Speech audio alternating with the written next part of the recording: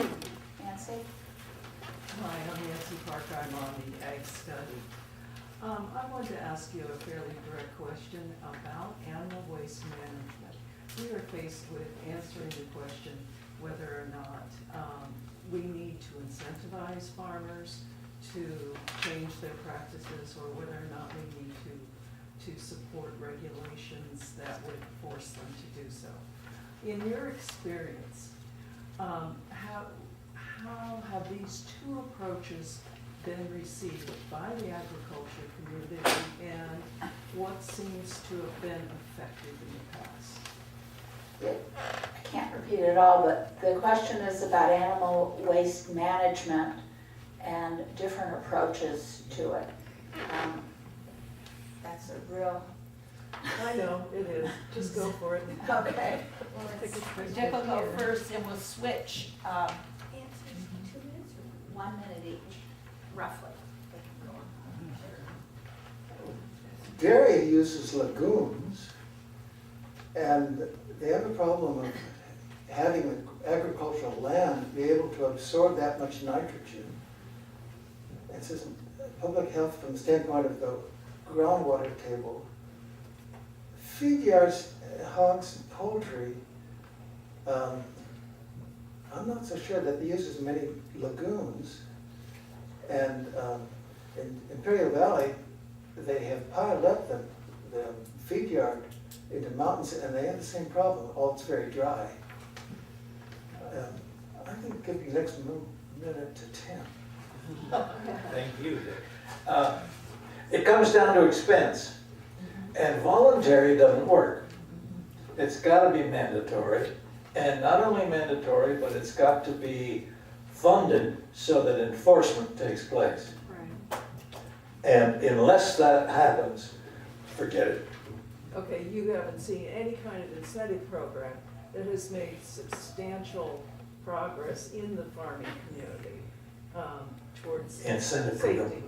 No, the only incentive programs that I've seen, Dick, check me out, of any kind are the incentive to cut costs privately, not public help or aid of one kind and another. Yeah. I hope that helps. Yes, it does, thank you. We have a question that deals with government financial support, not the private sector, but government financial support for various ways, practices. And some are loans, some are disaster assistance and crop insurance. So maybe you could just comment in general how, what are the best methods from your point of view for financial assistance from the government that would, shall we say, incentivize good sustainable practices and safe practices? Wait, for this time, we'll have Tim, we'll alternate. Oh, that's Who goes okay. first? We'll just trade. Just because I think that, Basically, it's, but remember the question Yeah, one. yeah. So But I- repeat the question. Repeat the question. yeah, the question was really about the government subsidies and support.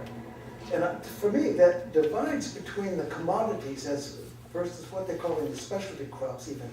Because the commodities and the farm bill, which just passed, just covers the crops which can be stored. It's a very reduced main thing for the Middle West.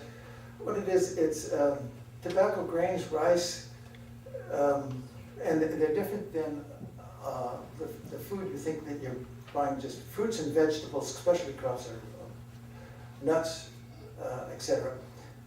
And the farm bill is what gets a lot of attention. And then the rest of it is subsidies in terms of credit and, for the non-commodity people, they don't have the farm bill. Let's see. I think that the incentives for conservation that I referred to is that they're encouraging people to save land. Those are very subject, I think, to corruption. And I think that, I'll let Tim take the next one. Well, a lot depends what your goal is. And if your goal is conservation, there's been quite a bit of public help on that. and very little private help, generally speaking. And I don't mean to fuss that, but a lot of conservation effort has been done. Water, you have to go more towards safety issues on incentives and help. Land use, as Dick said, that's the conservation. Climate, air, that's again a regulatory, mandatory kind of issue. The programs for food, the commodity programs, corn, wheat, rice, soybeans, go frankly to the big farmers. Why not? They're big farmers. And boy, I'm going to get it over my head. It's not that they need the money, it's that they're given the money because way back in the 30s, the farm commodity program began. And it began with the auspices of saying, hey, I'm going to take more than 1 minute. It's okay to provide in the Depression for rural families. Because why? Because that's where most people were. We had our most farmers in the 30s, over 6 million. And remember today we only need 50,000. So it's the big guys that are going to get the money because they're big guys. You took a little extra. Do you need to say anything, or you're okay? Oh, I have. Carol, you don't Okay. you don't need to come up. I don't need to come No, up we'll every just go time. back All and right, forth. just call, Yeah. yeah. Yes, in terms of government funding of research and development, where should these dollars be put, do you think? Should it be, do we need basic research? Do we need more money in seed banks and soil management? Do we need more funding around the impacts of new technologies? Where should government money go for R&D?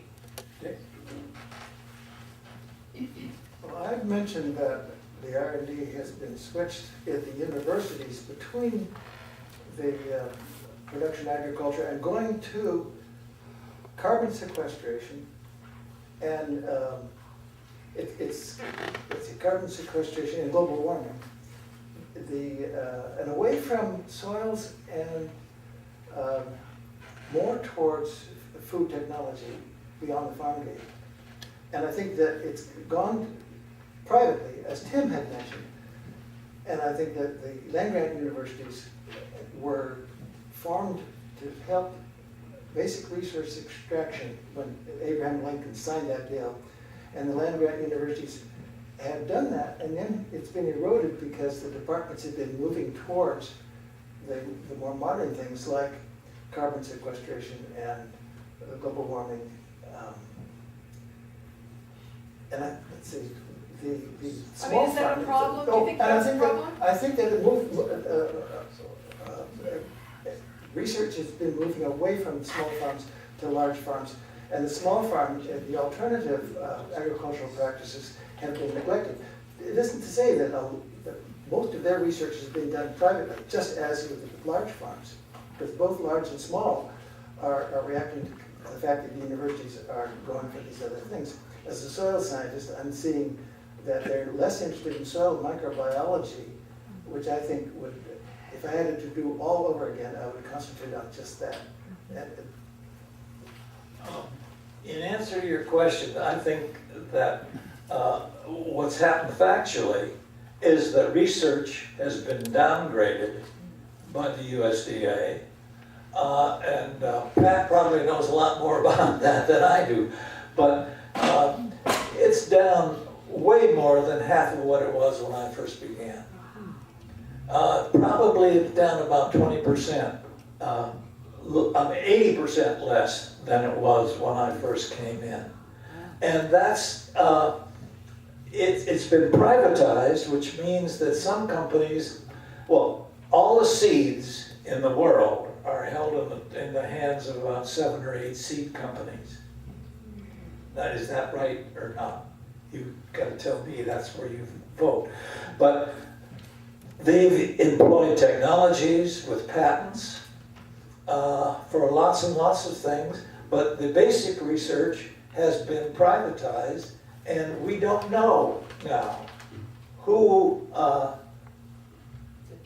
you can't necessarily plant corn and save the seed, for example.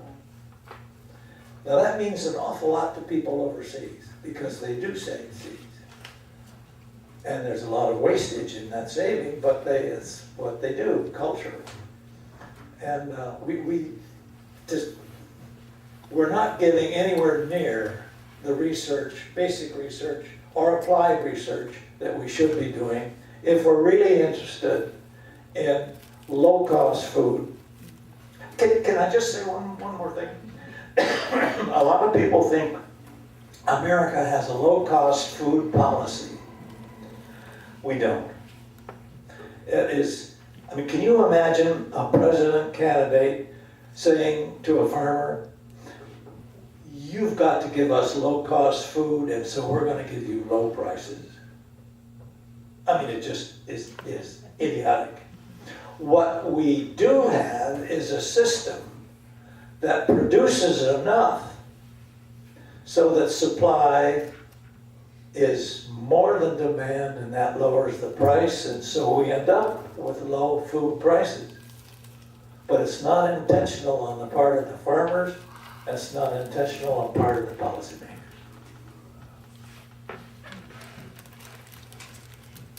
One of the more recent imports to the United States is the Asian fruit fly. Have you heard about the kind of research that's been going on to combat the fruit fly? Because I know it's in the Central Valley, and it attacks fruit on trees before they fall, like the traditional fruit fly does. And it's really has the potential for creating havoc, and it's in many other parts of the country now too. It's moving. Do you know anything about that kind of research?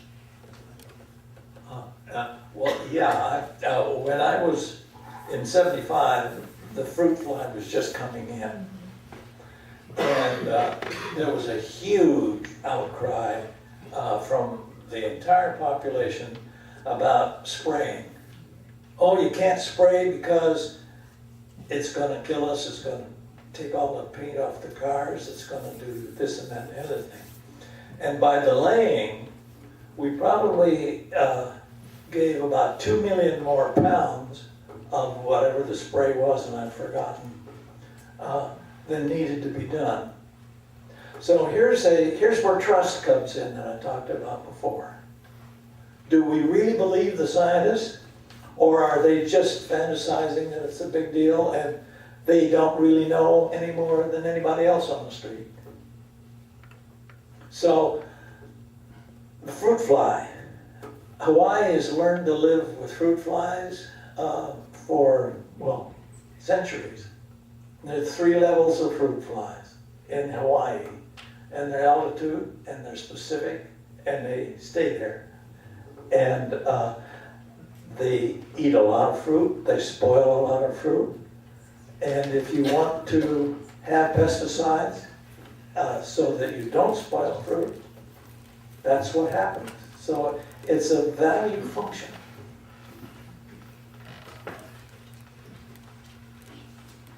That didn't answer your question. I was thinking more about current research that's going on to help control the fruit fly. I don't know. I mean, other than pesticides. I don't know. When you said Asian fruit fly, I Yes. was thinking about, Closer to the mic, please. earlier the fruit fly episode brings up to mind the whole business of eradication and the chemical companies' interest in these incidences, because it's not just the fruit fly, but there'll be a variety of insects or viruses that are hitchhiking all over the world, and they'll invade. And so that sometimes they'll promote a big spraying episode based on they can move inventory of their chemicals and make a lot of money. And my friend Vanderbosch was once testifying about this. He wrote a book called The Pesticide Conspiracy. And they asked him about, he was talking about a fellow who was at a hearing, and he said, well, have you accomplished eradication of an insect in various areas? He says, oh yes, many times.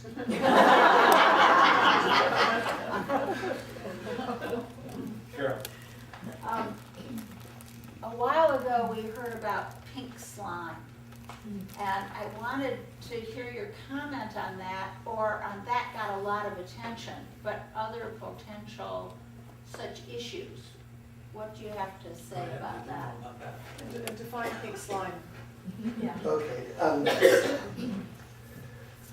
Yeah, that really struck me because What is pink slime? this pink slime is an additive of protein back into hamburgers and sausages and ground meats, and it's got food value, but people don't like its taste. They hate the idea of it, and it was included in school lunch programs.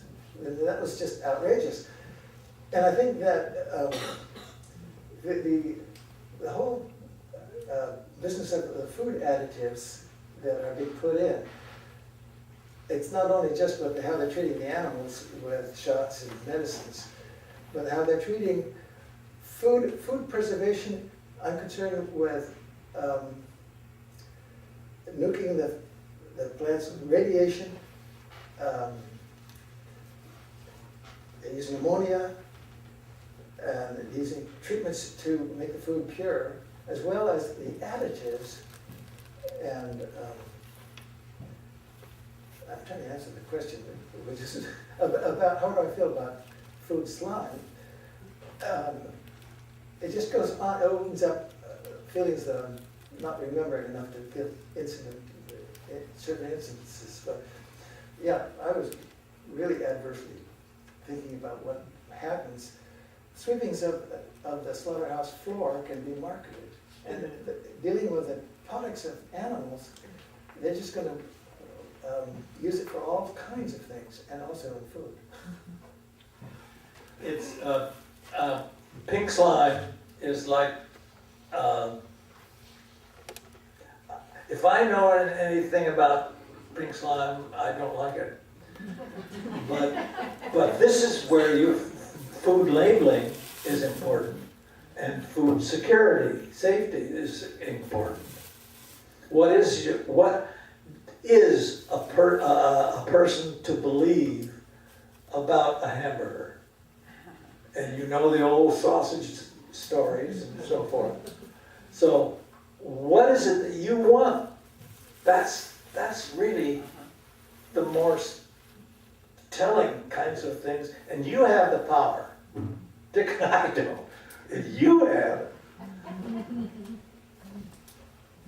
Yes? I'd like to get back to the question of size of the farms. Tim said we have 2 million farms and we need 50,000. Could you comment on, I found that, could you comment on, I don't know, the pluses and minuses of having fewer and bigger farms versus having more and smaller farms? I imagine that's what we're talking about. Sure. One of the pluses is that it guarantees that we're going to have a large supply of food and fiber, that it has it allows the sophistication use of technology, all kinds of technology. One of the downsides is that it kills rural community.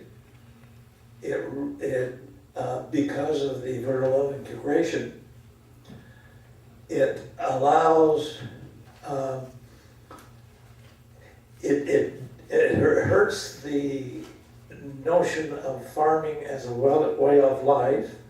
You know, you like to think of farming as a nice big kind of thing, and it's not, it's a business.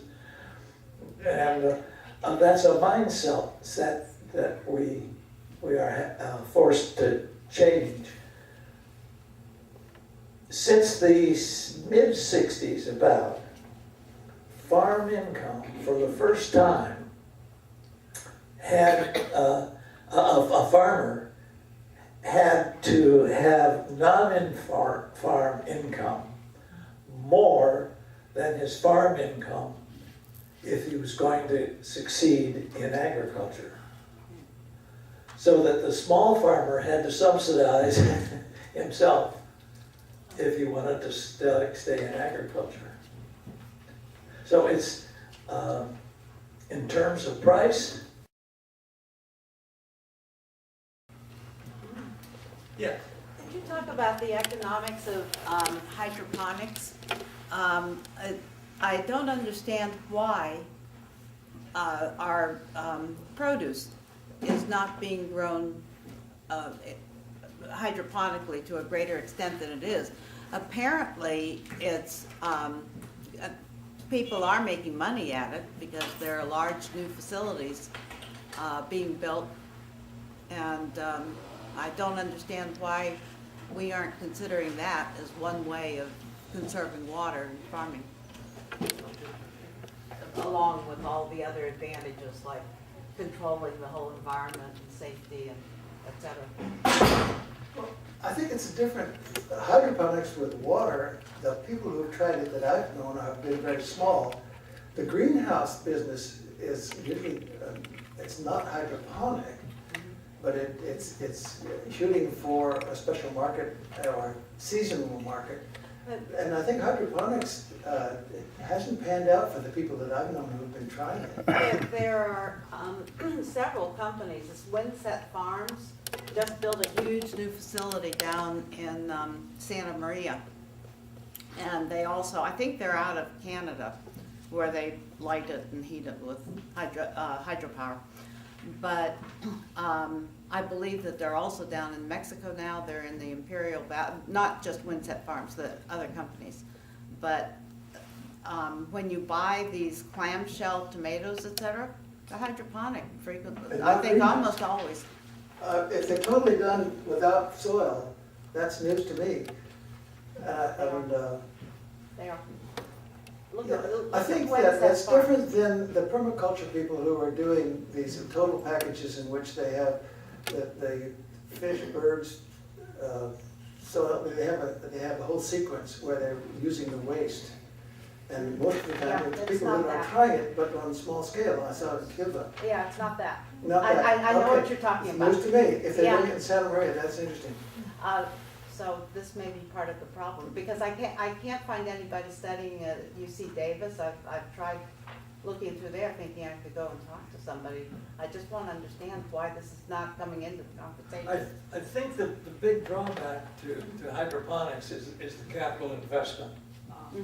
And it's hard to attract money to something that doesn't pay off in the short run. It's cheaper than tunnels. I won't comment.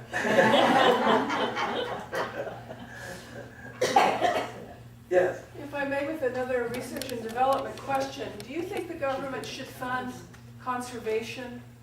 So, you know, how to improve conservation? Absolutely. Absolutely. A lot of people think they know conservation, they don't. They don't use the kind of services that Dick employs for soil and chemicals and microchemicals. And that is, we take environment for granted in agriculture throughout the U.S. We really do. And that's what allows climate change to happen. There's no penalty to changing the climate. And no one really appreciates that. First, the water. Do you realize that water in the world is as fixed a supply as land is? They don't make any more water. And we treat it like a free good. So pollution of water supplies, aquifers. And water is supposed to be, by the California Constitution, the people's. And there's a market for water.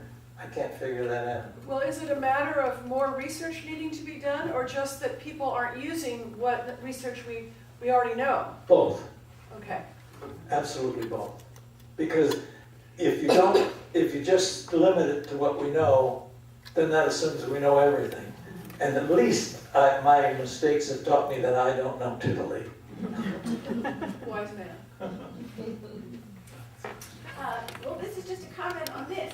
At a recent League of Voters of the Bay Area meeting, all-day meeting about water, it was pointed out that government agencies here and there are beginning, and researchers are beginning to find ways to put a money value on these natural goods that we've been treating as having no value and therefore no cost. And therefore, that's a little bit promising for the future if you can say, well, if I do this, it will mean that I have water that only costs 5 cents a gallon. But if I do this, it'll mean I'll have water that costs 50 cents a gallon. And so I better do the one that saves the water the best. Well, as a professional economist, watch out for us.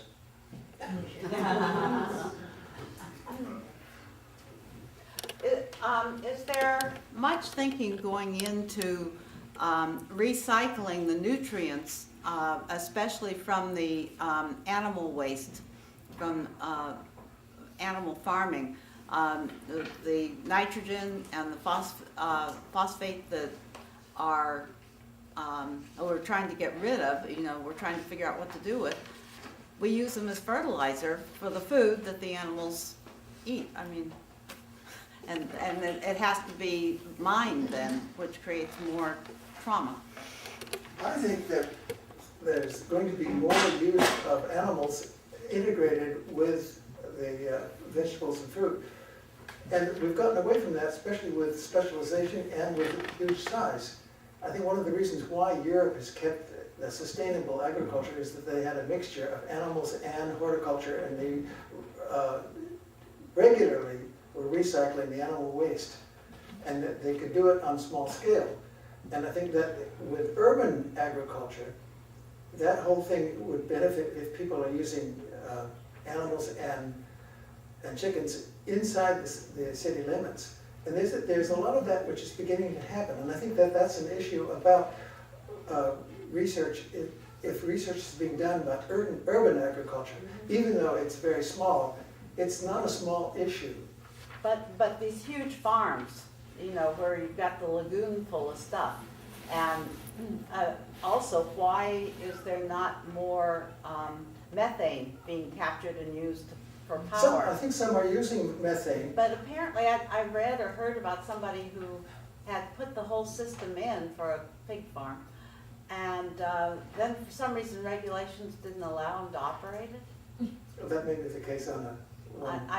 It's an anecdote, but I'm just wondering. But I think that on a large scale, it's very expensive to handle the volume of waste from factory farming so that it could justify the transportation and distribution to other farms. That's why integrated animals and horticulture under the same management would work, as it would. We'll see more of it, I think, in urban backyard gardening. It's less transportation than if you have to separate it out of soil. Moving the waste. From mining, I would think that's gotta be more expensive than moving the waste from animals, which is concentrated. But, yeah, the costs of the inputs are tied to various things, like a lot of the phosphorus comes from foreign countries dominated by authoritarian governments. And potash is coming from Wyoming and Idaho, Utah. Well, it's also very, very complex. The guy I know the pig farmer who started that. Oh, you do?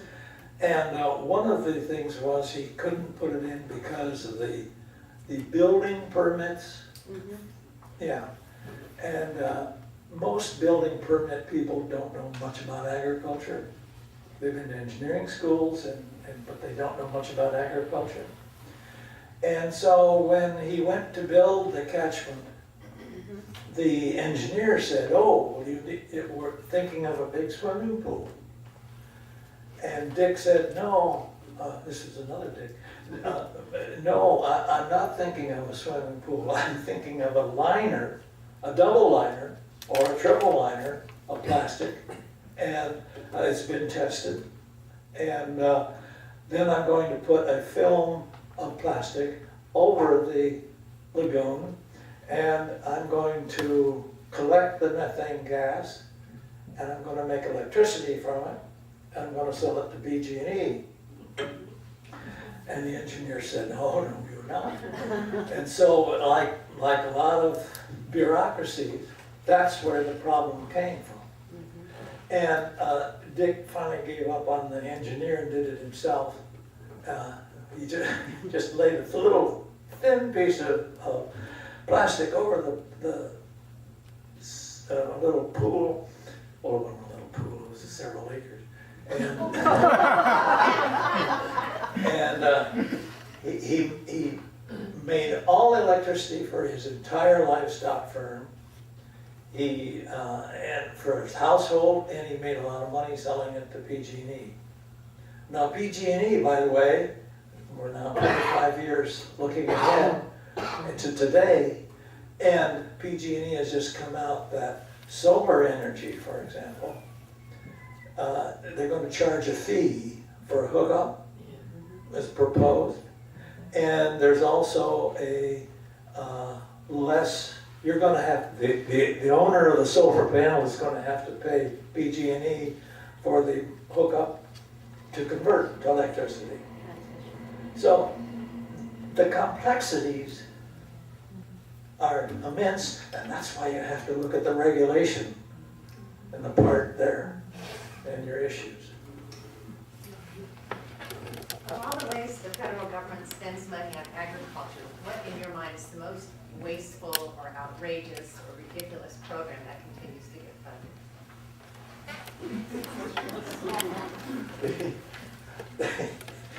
Boy, that's, I'm going to have to plead the fifth on that. How much are you pocketing? Because it depends on what part of the country you're from.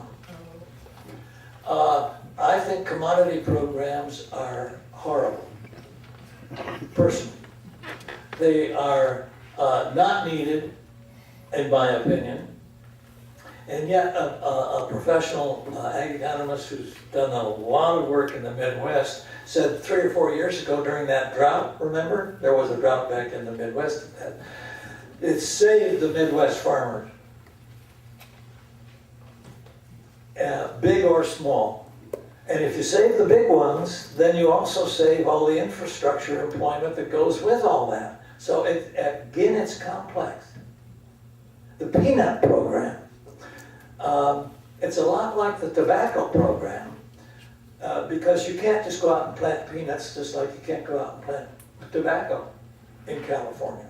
Now you might get by with it in your backyard or something, but you can't on a commercial basis. That's the only program I know of that the Republicans and Democrats join hands and walk down the marriage aisle. Because why? Because it's almost a direct welfare payment to very small growers. I mean, you don't have huge fields of peanuts. You have 1, 2, maybe 5 acres at most. And these are small farmers, and it goes a direct payment to them. So, I don't know, it depends on what you want. Why can't you grow peanuts in California? Because the land regulations are, it's locked in, you can't, there's only so many acres of peanuts that you can grow. Allowed in the country. Allowed in the country, and that's been a program since, the mid-30s or 40s. You want to comment on what's the most outrageous? Well, it's not the commodities thing, and it's not the most, but I think that in terms of conservation, if you have the government which supports for conservation reasons, and the money is given to do items which should be the cost of production, which every year, then that's okay. But what's not right is if people are gaming the system and setting soil aside to protect it, and then they'll set their worst soil aside, and they'll be getting money to not farm it. And I think that that is over the years has had a tremendous effect and been corrupted and gamed by a lot of growers. One time I had a reservoir that I put in, which we did cost share on, and it meant more effective use of the water. But the water was still always going to come down the creek, and we did a reservoir. And so that in a way should have been amortized off as a cost of production, because we weren't increasing the water which we were saving, we were using it more effectively. And did I deserve using public money for that? And so that I had made a statement earlier that a lot of production costs should be used by the farmer. I think that also goes about risk, because the farmers which are not commodity farmers basically should farm and deal with crop failures, insects, reverses as a part of doing business. And if they have enough bad luck, they go out of business. And so that they probably should not have public money going for just the vagaries of that particular business.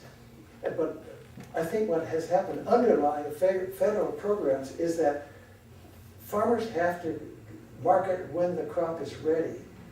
And so that then they are more subject to failures, market failures or natural disasters. And disaster insurance is viable. And, auto makers have the problem of they have a product off the production line. If it doesn't move, they just shut the production line down and give the people unemployment or whatever and wait until the market comes back. The farmer can't do that. And so that, I think, going back clear to the 30s, there was some adjustment for keeping the food production stable.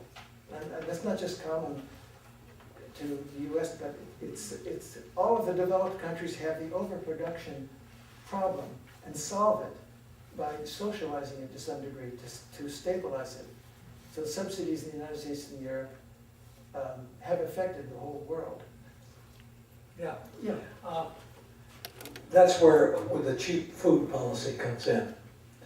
Let me ask you a situation.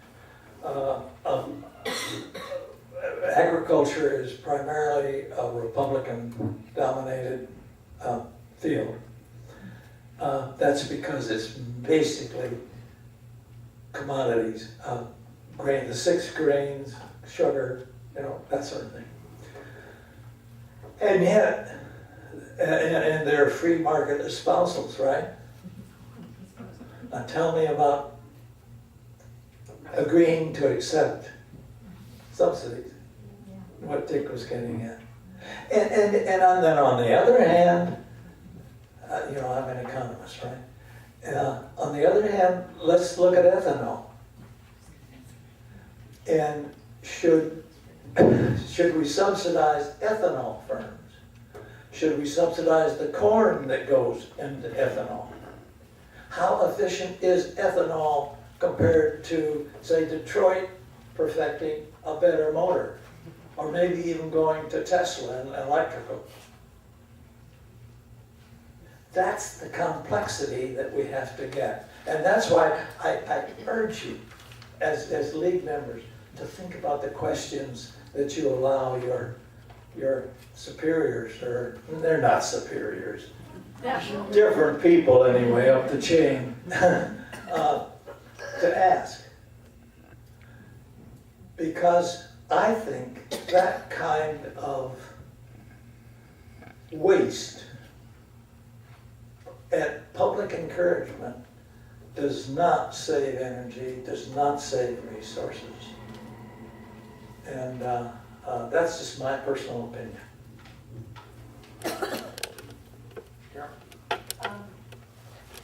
Do either of you see any unintended consequences from genetically modified organisms or genetic engineering, however you phrase it? Dick, one, Alan.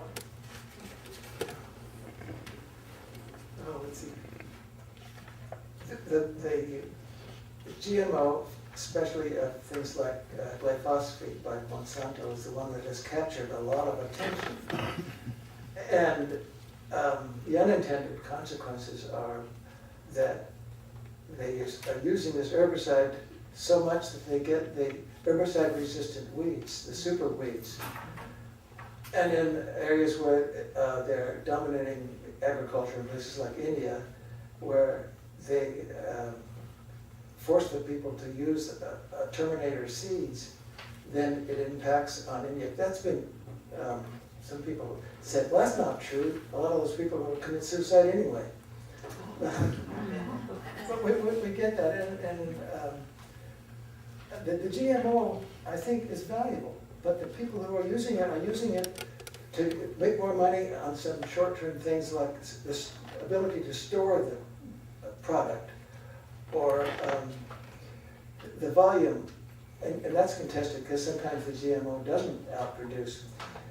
And if they use GMO to do things like improve the salt tolerance of barley, you could feed people on Pakistan, which has got salt coming up because of the irrigation. That would be a big gift.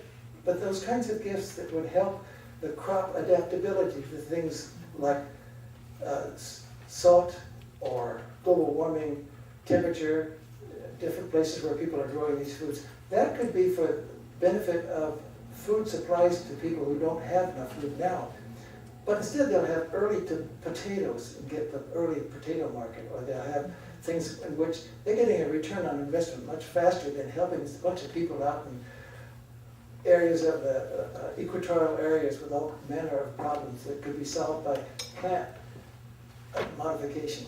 So I don't think GMO should be banned.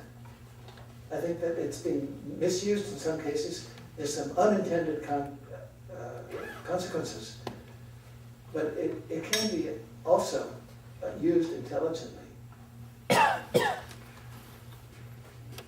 We can't turn off DNA research. We just can't turn it off. We're not ostriches.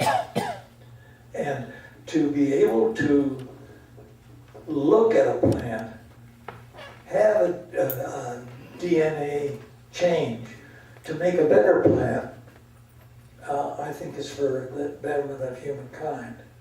Its abuse is in the food system. But then again, regulation is what to call for. I'm thinking now of, and maybe some of you have read about it in the newspaper out in Maui, and the papaya situation. I think that's what they did is almost criminal. What the situation was, and check me if I'm wrong here, is there was a disease in the papaya that is really wiping it out. I mean, it's not just taking one or two trees, it's taking all of papaya. And when you go out there to Maui, the papaya you get comes from other islands. And it's because of a disease that could be,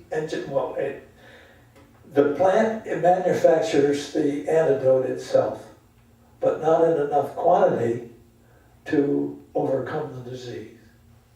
So they have now perfected a way to do that, but by the City Council of Maui ordinance, you can't use it because it's got DNA change. And I think that's cutting our heads off to spider noses. On the technology subject, do you know anything about nanotechnology, where they're using that in agriculture? I've been trying to understand that. Yeah. Neither one of us, we mentioned that. Neither one of us has the expertise to Okay. properly. deal with it. It's biotech, but it's at a very, very small scale. It's different than GMO though? Or, No, it's the same kind of thing expanded. And when it's past the atomic stage, it's into, when you break something else up and I don't know, neither Dick or I, we're talking about that in the car on the way over. But we don't know about that. Carol asked about unforeseen circumstances. If we really knew the circumstances, they wouldn't be unforeseen. That's why it's a very good question, though, because what you guys can do is to make sure that the testing of all this new science, which I believe is favorable, is really not harmful, is a lot of the points that Dick has pointed out. And that means regulation, funded. Not just thought about, not voluntary, mandatory. Maybe we can take just a few more questions. I think Judy had one and you had one. We'll get a few last burning questions and then maybe end a little bit early unless people want to go on. Okay, yeah. My concern is that some of these GMO plants now are affecting insects and bees, and we need them for pollination. Now, is there any way to control or test or regulate to protect the insects that we need for pollination? Monarch butterflies, less from the glyphosate rather than the effect of the spraying on the milkweed on which they fed. Bees and pollination, that I think is more than just GMO. You know, There was an article on that just about 3 months ago. In the Pacific Northwest, where they have a lot of apples and pears and pollination by bees, they make a practice of killing off a good more than 50% of the bees each fall to have the bees go dormant, because otherwise they eat all the honey. And they're trying to market the honey. And so growing bees is in a business. I mean, it's not just a voluntary kind of thing. And here we go back again to this business bit. There's also lots of hives were wiped out, really wiped out. And they began to find out that was due to it was a mite. And they just found that out. So that's, by the way, when I was up in Sacramento, I began to really find out that agriculture is a very ethnic kind of thing, and also people began to resemble the crops that they grew. And bees, let me tell you, there's always a buzzing in the bee circles. Because why? Because the hives are capable of being rustled and kidnapped and picked up here and taken someplace else. And that just always tickled me. Yes. I wanted to go back to Jan's question a bit. When you say that we only need 50,000 farms, we have 1 million. So what are the criteria that you base that on? And is this something that we should be you talked about we should be looking at goals. If one of our goals is more sustainable farming that that enriches the land, etc. Maybe, and the smaller farms are more likely to do that. Maybe they are, maybe they aren't. Shouldn't we be looking at that too? Well, I don't know what you should be looking at, because it's your choice.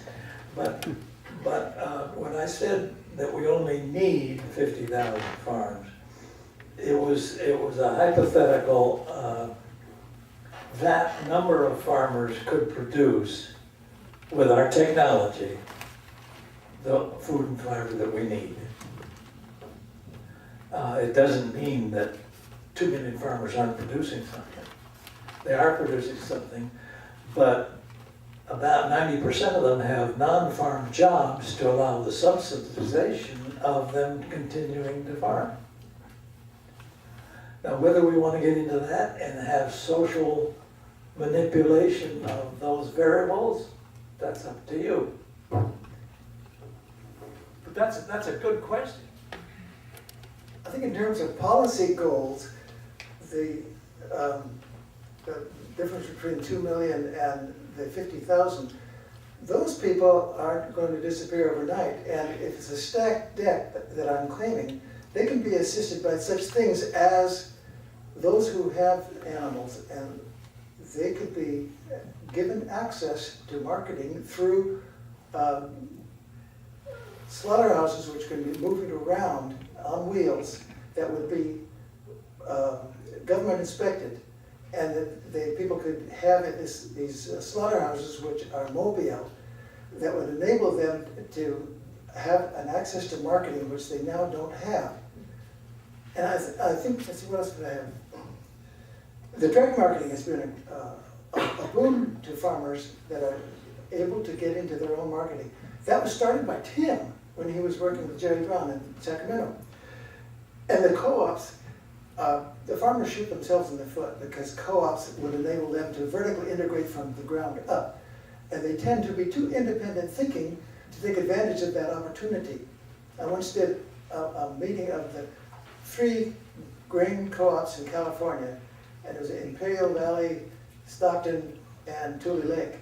And we had them come to a Farm Bureau annual meeting, and they weren't getting paid as much as the CEOs of oil companies, and they had the trust of their people, and they were functional.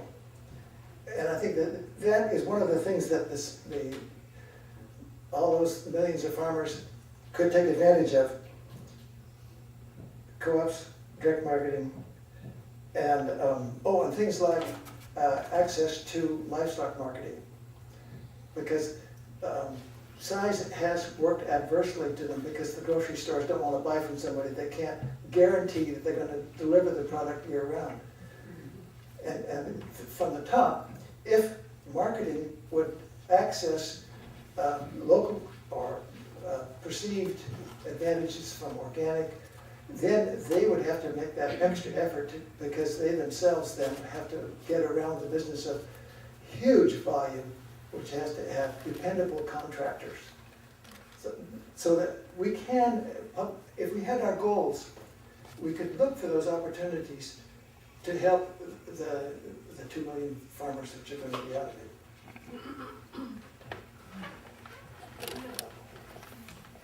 I'm interested in industrial organic farming. It seems like a good thing to me that Safeway now has lots of product lines that are called organic, even though I know there was a dispute in the organic world about going to industrial scale or not. But in general, it seems like a good thing. Is the land on these huge industrial organic farms indeed being treated better than land on non-organic farms? We may differ on this. Well, go ahead, take it. Well, I am, as a soil scientist, very interested in the corporate, large organic farming. And I've got a book which is about the paradox of organic farming in California. And the large organic farmers with a huge acreage and are being dominated by access to Trader Joe's, Whole Foods, Safeway, etc. And if these people are not applying herbicides and pesticides, their residues are not in the food.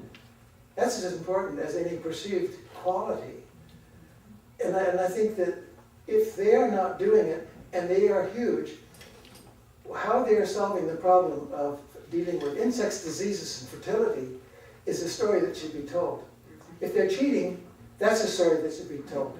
What I'm doing to do is, I've got a project now which is to test the organic, huge farms across the fence with conventional and compare them to organic, which are small. If they are cheating on particularly the nitrogen, because I've got a meter which will do nitrates only, and I can do that kind of sampling. Now they were being monitored in 2012 for the first time for their nitrogen. The educational project for California farmers about nitrogen has been going on for 20 years. And a huge effort at explaining to them about overuse of nitrogen because you get the blue babies in McFarland from the groundwater, etc. It's been going on for years. And if they are cheating, and in fact, there were 2 suppliers for organic nitrogen in the valley who were caught cheating, spiking their mix with illegal stuff. I was in jail now.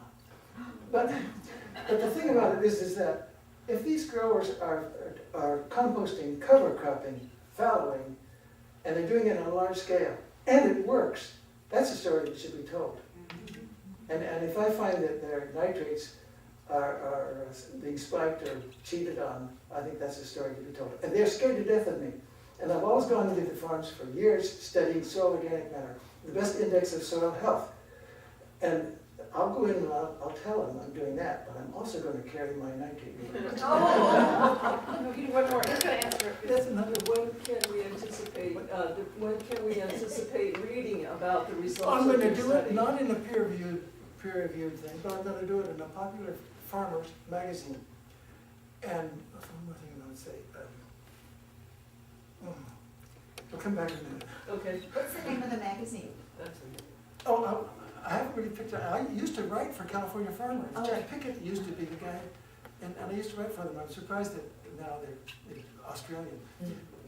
Yeah. It was then too. But when I think about Grimm's, boathouses, carrots, Kern County, huge. And I remember when they first started doing carrots, went to a meeting once in which a farmer said, you know, I've been using these new techniques and I've got my organic matter content from 0.5% to 2%, just out in the west side, which smells like desert.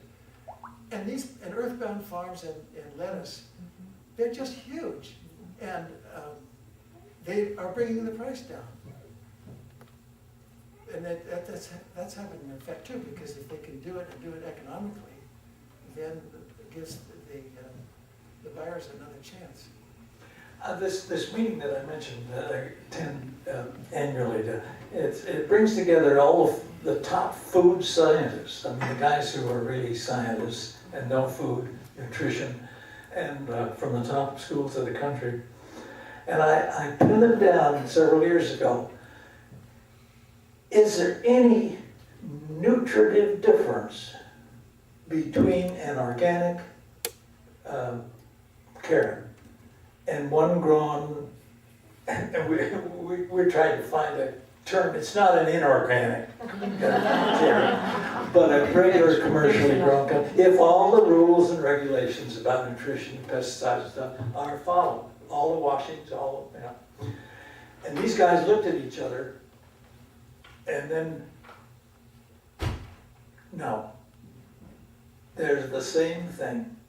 And that makes me think that a lot of the organic sales are just plain hype for more profit for the people who sell them. And it just makes my blood boil, because most of the organics are bought by people in middle to low income. The great bulk, because there aren't that many number 1%ers.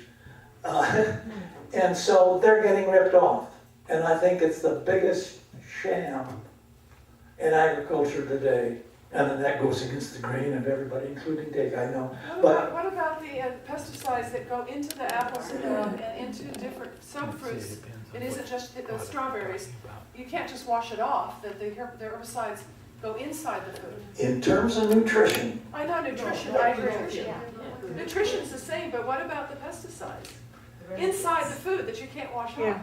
those amounts are so minute that unless you sat down and ate, 12 tons, it's not gonna make any difference in the stuff that I've been asking about and the response to the food scientists. It's just not happening. Now, now farmers markets, direct marketing, which I did start, because people were just stopping at the side of the road in Arizona and getting oranges and bringing them in and selling them for their own, and they brought in disease and low quality. The thing, the longer a fruit or vegetable stays in the ground or on the tree, the more chance it has to produce sugar. Flavor is what is enhanced by sugar most, and flavor is what you taste primarily in direct marketing. The nutrient of the vegetable or fruit is about the same. The taste is different, and that's because it's fresher. And picked when it's riper. And, well, it's when it's rotted, right? Yeah, some people would say when it's rotted a little more. When it's riper is right, but it's once it's picked, it begins to go downhill. But it also continues to produce sugars, but sugar is what the millennia group, maybe you heard that denomination since the last 20 years, the group that are just coming into the labor force now. The food issue for them most now is flavor. Doesn't matter what flavor, but it does to them. And if flavor, now it's a little bit more on the spicy side. But this is going to mean that when you go to buy at Safeways and markets, even direct markets, there's going to be an emphasis on peppers. There's going to be emphasis on cinnamon, on flavors of honey. And it's amazing, but that's what's going to come. Well, we do differ. I think that by just looking at nutrition, that it's a red herring, because the major thing is what's not there, and not there is the residues, even though Tim says they're safe. The perception and the benefit that people are getting is that they're buying something organic which doesn't have them at all. Secondly, I think that we differ because I think that nutritionally, the major elements in nutrition probably are pretty much the same. But I think it's Jean Gao who did a study that was showing that the minor nutrients, the micronutrients, that the organics show up a lot better. And then if people have, it's a matter of taste, surely sugar's involved, but my son's an organic vegetable grower.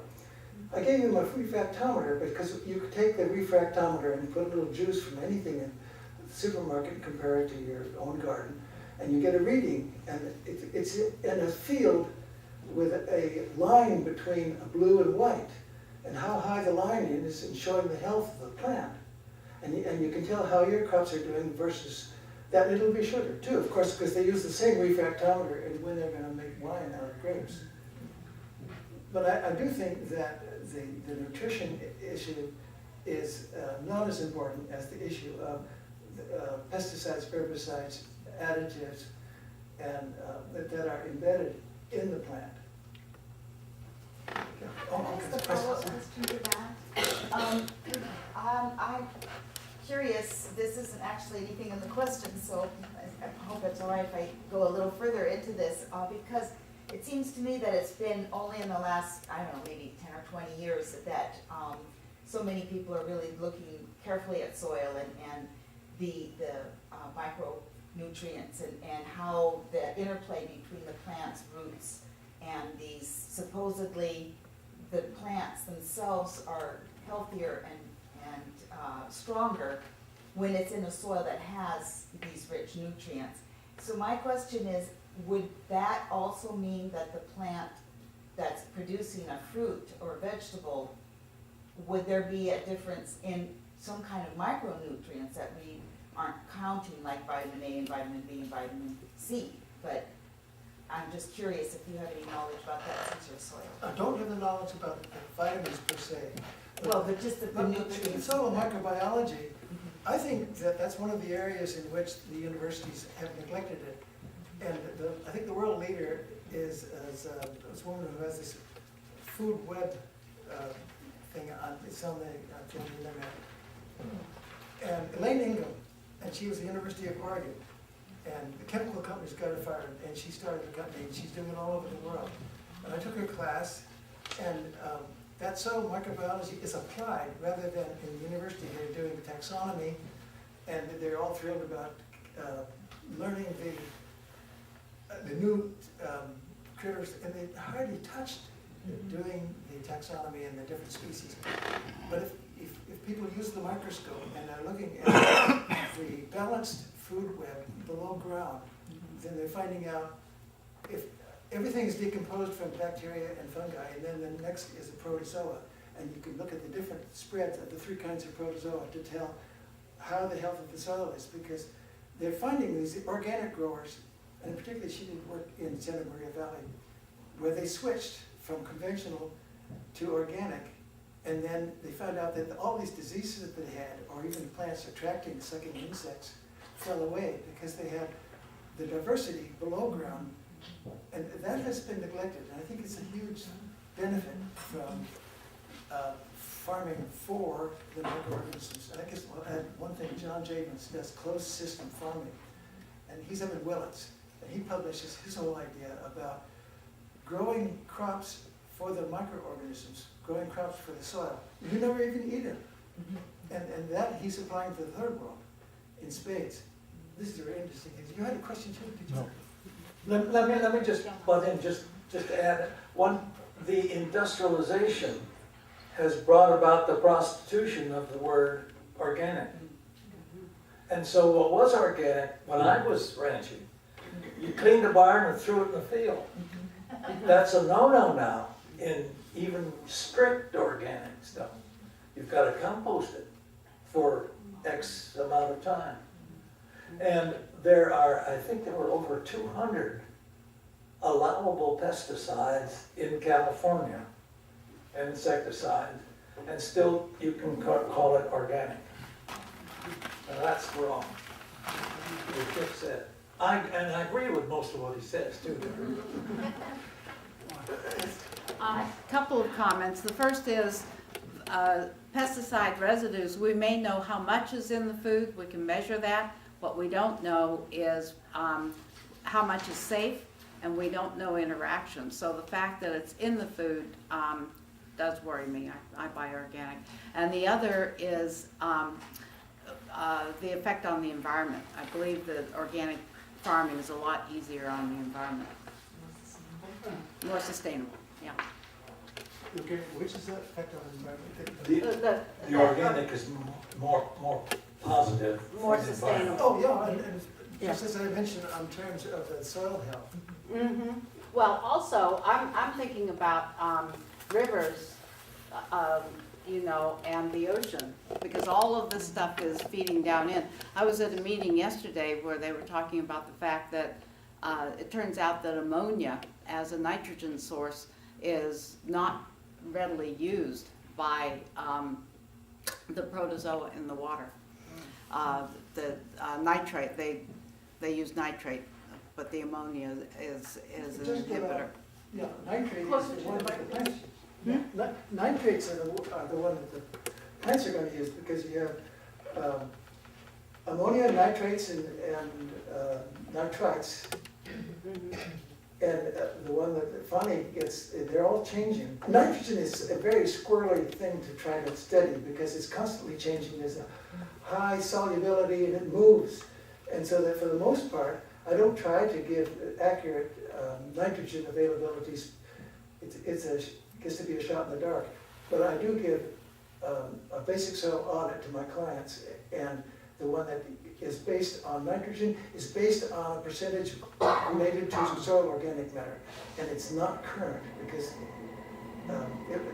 people will have the nitrogen being put on during the time the crop is growing. They'll try to hit a certain time when nitrogen is needed, and they'll do it with a foliar application. Tim, do you have anything to say before we end it? Just that I'm very, very glad, I hope I haven't wasted your 2 hours.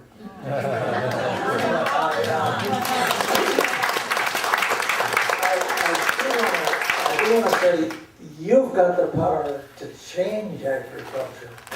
I mean, it starts small. It starts with a little virus from this group and can work its way up to other straight thinking, common sense people. But the kinds of questions that were represented are so specific, they deny you really looking at the breadth that and the complexities that I think the league ought to be looking at. Thank you for that comment. Yes. Thank you so very much. And There's Nancy, that's a something lot to that you're think gonna- about. Here's what this is.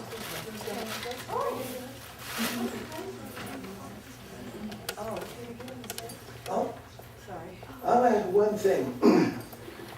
I love the lifestyle of ranching, and I worked for ranches and punched cattle all those years. I'm a poet, and I have about 4 of my books called Great Basin Poems, and it talks a little about how ranching had changed and different parts of it and I'll sell some if people want to buy them.